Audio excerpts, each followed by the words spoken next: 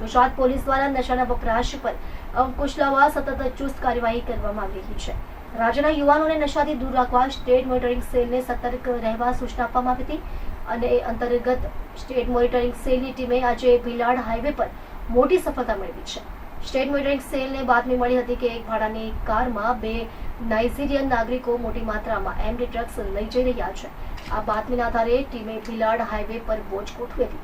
શંકાસ્પદ કારને રોકીને તપાસ કરવામાં આવી ત્યારે કારમાંથી લાખો રૂપિયાના ડ્રગ્સનો જથ્થો જપ્ત કરવામાં આવ્યો છે.